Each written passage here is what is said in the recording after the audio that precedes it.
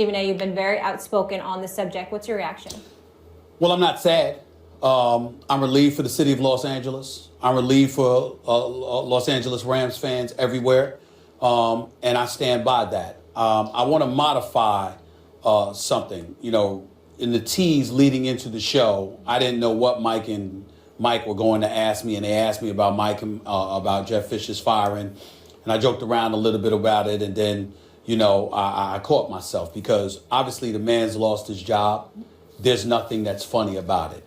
So I need to show the proper respect and treat this with the seriousness that it deserves. And I will do so in saying exactly what I'm about to say as I'm looking in this camera. It is time. It has long been timed. Jeff Fisher should have been fired years ago. I don't regret a single damn word that I said, and I stand by it. Not the joking side, but the serious side. And let me take this a step further, just to remind everybody of what we're talking about here. We are talking about a man that has coached in the NFL for 22 years. We are talking about a man that has not won a playoff game since 2003. We are talking about a man that has not had a winning record in 7 years. We are talking about a man that has a resume that is so atrocious, it elevates the importance of the Rooney Rule because it illuminates and highlights even more so why there's such a problem when it comes to the issues of hiring as it pertains to minorities or anybody else.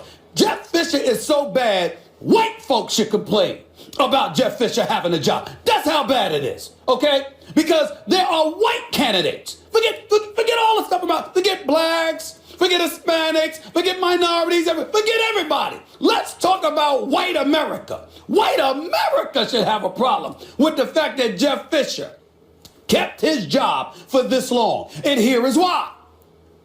Ladies and gentlemen, I ask of you, in all seriousness, how in God's name are folks on the come up, regardless of what your ethnicity is supposed to get an opportunity when a man who has failed, who has missed the postseason in 16 seasons out of 22, how in God's name is somebody else supposed to get a chance when that man is allowed to keep his job? Would there have ever been a Mike Tomlin? Would there have ever been a Sean Payton? Would there have ever been a Jay Gruden? Would there have ever been a Mike McCarthy? When that level of ineptitude is continuously rewarded, it sends the message that we ain't talking about a meritocracy. We're talking nepotism. We're talking favoritism. We're talking all of the isms that we're supposed to abhor in this great country of ours because it's supposed to be the land of opportunity, not the land of who you know. And that's what land that Jeff Fisher was living in. Stan Kroenke allowed it for far too long. And the city of Los Angeles and pundits and commentators everywhere stood up with your boy and recognized that it was just flagrantly obvious that this is something that could not be allowed. He needed to go. It was the right decision. He should have been gone. And oh, by the way, I got others on the list too. They need to go as well. We'll be talking about them in a little while. I will not apologize for it. I will be sensitive to his family. But last time I checked, we only talking about Jeff Fisher's emotions here. Too many people don't get to lose their job and still walk away with $10 to $14 million coming to them after years of failure. But Jeff Fisher gets it like that. Forgive me if my sympathy isn't that great. I think he'll be fine. I really, really do.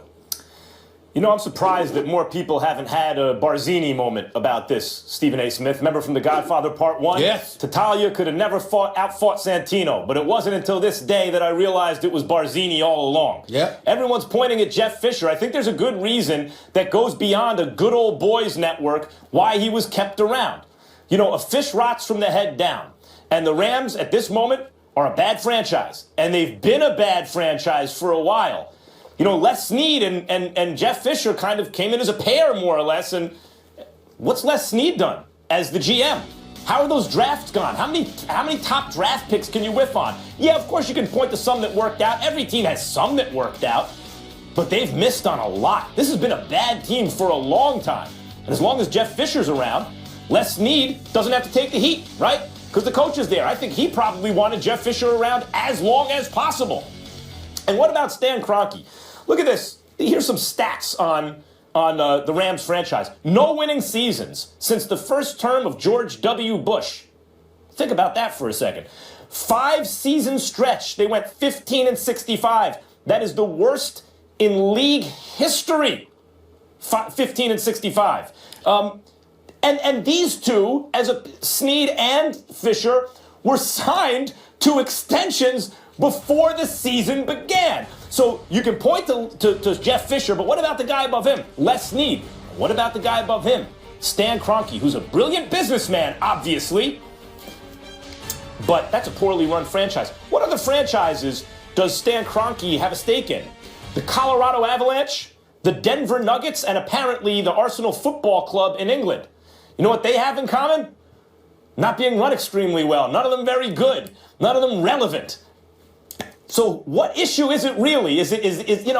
When I look at it, Jeff Fisher is Tattaglia, and Barzini is actually Stan Kroenke, or at least Les Snead. And I think in Fisher's absence now, we will see the focus shift to the next guy up on the ladder, which is Snead, and then after that, you got to look at the owner. Fish rots from the head down, and what we have here is a rotten fish. Well, let's be clear about a couple of things, Max. Number one, he had Steve McNair rode those coattails to a Super Bowl appearance, coming within a yard and a half or so of capturing a Super Bowl title. And ever since then, he came across as somebody who was better than the players. I know he had a reputation as a player's coach, but I don't see how you could have a reputation as a player's coach if you are somebody that can't get the players to perform for you. That's number one. Number two, I think it's important to point this out. Do you know, Max, that even on the way out the door, Jeff Fisher was actually done a favor? Because his loss last week tied him with Dan Reeves to being the losingest coach in the history of the NFL. Another loss this week against the Seattle Seahawks, which is surely coming, by the way. A loss to the Seattle Seahawks this week will have officially made Jeff Fisher the worst, most losingest coach in NFL history. Not to say that Dan Reeves is that way, because Dan Reeves went to a couple of Super Bowls, but you get where I'm coming from. My point to you is this. These are the kind of things that happen. And I think it's very important to point this out. My issue, I'm not up here trying to get people fired.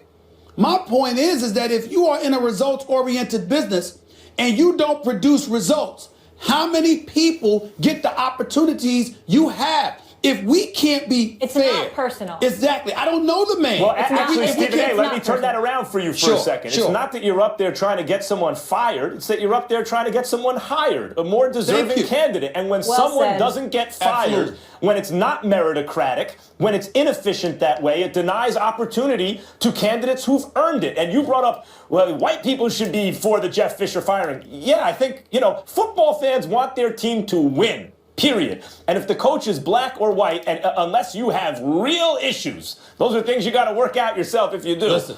They don't care what color the coach is if the football team is winning. At least they should. Listen, let me tell you something right now. I think Marvin Lewis should have been going years ago, okay? It ain't about no damn ethnicity. It's about results. I think he should have been going years ago. But it's pretty hard to make that argument when a man goes to 5 straight playoff appearances when you keep Jeff Fisher employed. And it's pretty hard for dudes on the come-up who work their tails off, black, white, and otherwise, all throughout the NFL and throughout college sports. It's pretty hard for them to get an opportunity when you got individuals like Jeff Fisher who are allowed to keep their job. I'm sure there's some role he can play. I'm sure he's a smart football mind, and there's some kind of contribution that he can make. I'm not saying the man doesn't deserve a job. I'm saying he does not deserve to be a head coach in the National Football League. He has had his time. It has long been over, and thank God it's finally official. We'll leave it there. Is it a waste of time to think anyone else is going to come out of the AFC other than New England? I really do feel that way. I really do feel that way because I think with Brady, they're a well-oiled machine. And I think that the rest of the AFC, even though they can make it interesting, the team best suited to go up against them from a disciplined and focused perspective are the Kansas City Chiefs. But you're not going to get me to pick Alex Smith over Tom Brady, especially if they got to go to Foxborough to play. The only shot Kansas City has is if they somehow, some way, maneuver themselves in position and get the top seed, and the road to the Super Bowl has to come through Arrowhead Stadium. If Tom Brady has to go to Arrowhead, that would be an entirely different challenge than Kansas City going to Foxborough. If Kansas City goes to Foxborough, as far as I'm concerned, they have no shot. What it if would the be a miracle. Steelers got hot? If the Steelers got hot, yeah, but again, that secondary up against Tom Brady, I don't like it. Right. I don't like it. Oakland, their defense, their secondary up against Tom Brady, I don't like it. Even though Khalil Mack getting to Tom Brady with Bruce Irvin and those boys, they can make it a bit interesting, but I'm not sold on them,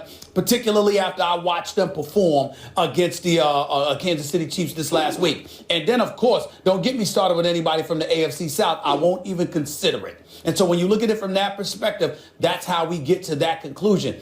To me, the team with the best shot based on experience, based on not shrinking in the moment, would be the Steelers. The team best in terms of focus, preparation, discipline, and not beating themselves would be Kansas City. But Pittsburgh's secondary and Alex Smith in Kansas City, to me, eradicate the possibilities of those two teams, which is why I don't think there's really any sense in thinking that somebody's going to knock off New England unless New England loses the number 1 seed and they have to go on the road. If they have to go through, if they get to stay in Foxborough, they're going back to the Super Bowl. Max?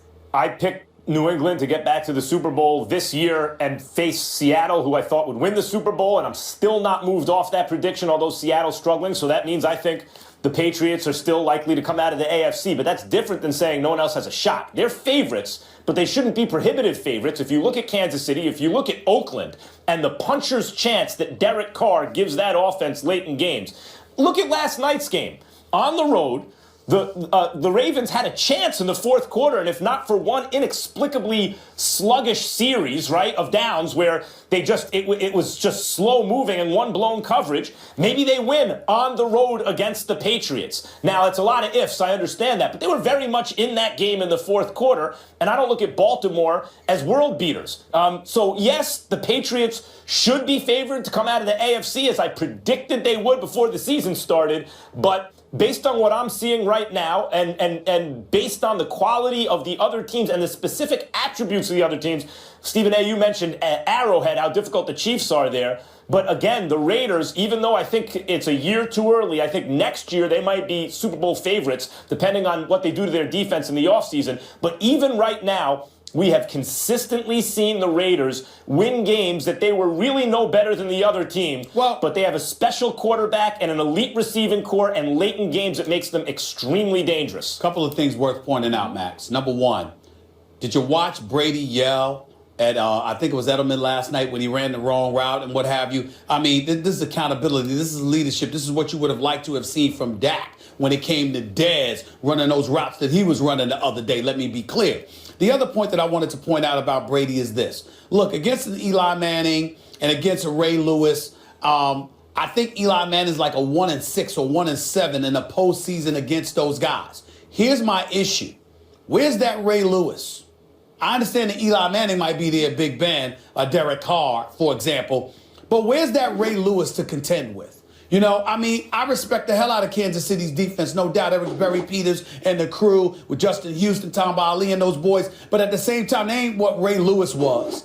They damn sure don't have that on Oakland outside of Khalil Mack. Now, you can sit up there and say Khalil Mack in terms of, you know, what he brings to the table as it pertains to getting to the quarterback. But when I think about Ray Lewis, Max, I'm thinking about the ultimate leader on the football field, the dude capable of galvanizing the troops. When I think about a Khalil Mack, I think about a poorer version of a Lawrence Taylor in terms of a guy that's so incredible. He goes out there and he performs individually. When I think about Ray Lewis, I think about the individual that galvanizes the troops and elevates everybody's game around him to bring out that massive performance and effort from them. I don't see anyone in the AFC that's capable of doing that on the defensive side of the ball. And as a result, how you going to neutralize Tom Brady? Well, you can't win without neutralizing Tom Brady against the Patriots. I like the Ray Lewis point. Ray Lewis is, you know, one of the greatest players ever, and you want to neutralize one of the greatest players ever, Tom Brady, on the other side. Maybe it's good to have one of the greatest players ever on defense on your side, particularly when that player is a leader of the defense the way Tom Brady is a leader of the offense. I'll point out, though, that against John Elway and the Broncos, since you brought up Lawrence Taylor, who was not the same kind of leader that Ray Lewis was, right, they still beat the Broncos, and LT was the best, player in football that year. Listen, wait a minute now. There was the Harry Carsons of the world, Callbacks and others on the squad with them now. No doubt about it. I'm talking about the impact that a special player can have on defense. And I look at Oakland. Is Oakland going to struggle defensively if they have to play the Patriots? Of course. The Patriots know how to play offense, and Oakland's not very good defensively, although they're getting better. But is it possible that they have like a Weapon X? Sorry, Dawkins, on that, but they have a Weapon X on their side that can make some big plays when it matters most? Yeah, they do. They have maybe the most talented defender in the league in Khalil Mack. Okay. All I got to say is it must be nice to be a Boston sports fan. Unbelievable, that city. They doing it up a little bit. I'm very concerned as a New Yorker. They'll get no credit from the Red Sox, now the damn Patriots,